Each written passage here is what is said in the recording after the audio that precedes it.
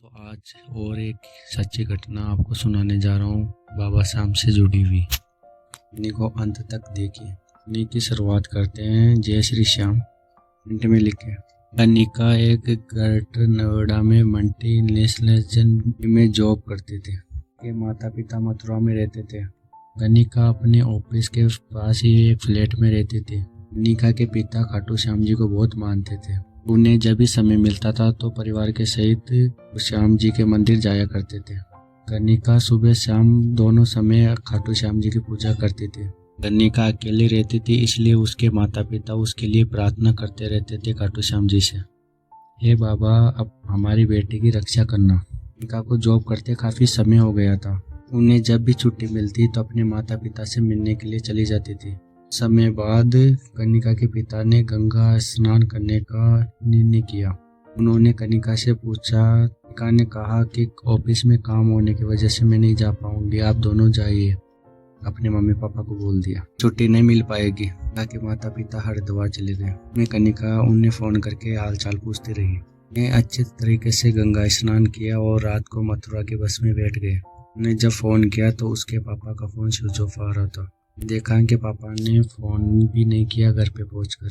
उस समय बाद में पापा के दोस्त को फ़ोन करके उसके घर जाने के लिए बोला।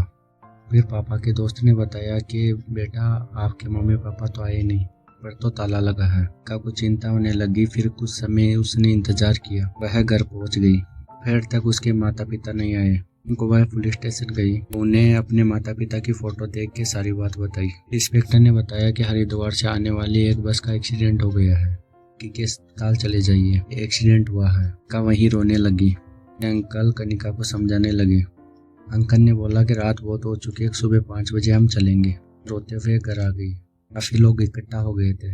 किसी से बात नहीं की। वो खाटू श्याम जी के जग के पास में बैठ गई। बाबा का ध्यान करके कहने लगी, माता पिता की रक्षा करो बाबा, इनके अलावा मेरा कोई नहीं है, मुझे अनाथ न होने देना बाबा। तरह वहीं प्रार्थना करते करते वहीं सो गई।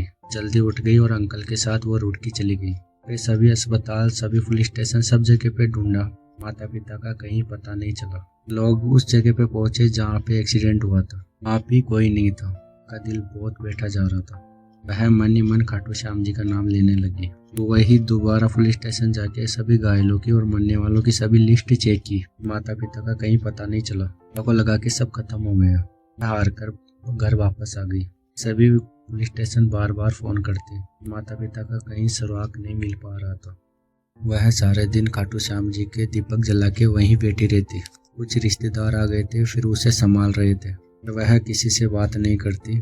दिन मंदिर के सामने बैठी रहती थी। तरह 5 दिन बीत गए। दिन 7 बजे उसके पिता का फोन आया, मैं वत्रा बस स्टैंड पे बैठे हैं, तुम गाड़ी लेके आ जाओ, कोई सवारी गाड़ी नहीं मिल रही है। का को विश्वास नहीं हुआ।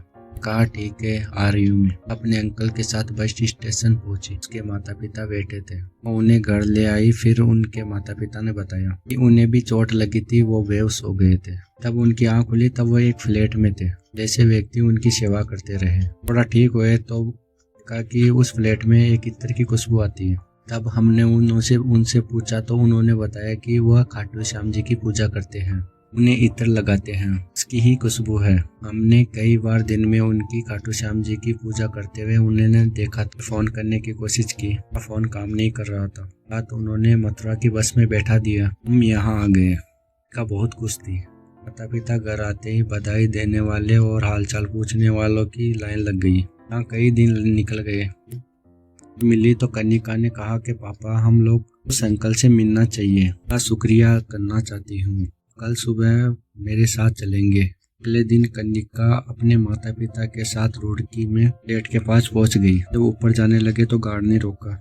तो उन्होंने बताया कनिका ने कि हमें 3री मंजिल पर रहने वाले उस अंकल से मिलना है। इस पर गार्ड ने कहा कि ये 1 साल से खाली रहती है बिल्डिंग, तो यहाँ कोई नहीं रहता। मैंने अपने पिता से पूछा कि आप गलत जगह तो नहीं लेके आए। माता पिता ने कहा नहीं बेटी यही जगह थी। ने गार्ड से आग्रह करके 3री मंजिल पर चलने को कहा। वहाँ जाके देखा तो कोई नहीं था। वो रूम खोला तो वहाँ पे खाटू श्याम जी का मंदिर था। तो उन्होंने देखा खाटू श्याम जी का मंदिर है और इत्र की खुशबू आ रही है। पिता ने कहा कि खाटू नरेश ने आपकी खुद सेवा की है। पापा को बोला, नई जिंदगी दी है, वह खुद आपका सहारा बन के यहाँ रहे हैं। की आंखों से आंसू बह रहे थे। उनका श्याम बाबा पे विश्वास और बढ़ गया। खाटू श्याम जी, अपने भक्तों पे आशीर्वाद हमेशा बनाए रखना, ये हमारी प्रार्थना है। श्री श्याम। तो आपको ये वीडियो कैसी लगी कमेंट सेक्शन में ज़रूर बताना और वीडियो को लाइक और सब्सक्राइब करना। जय श्री श्याम।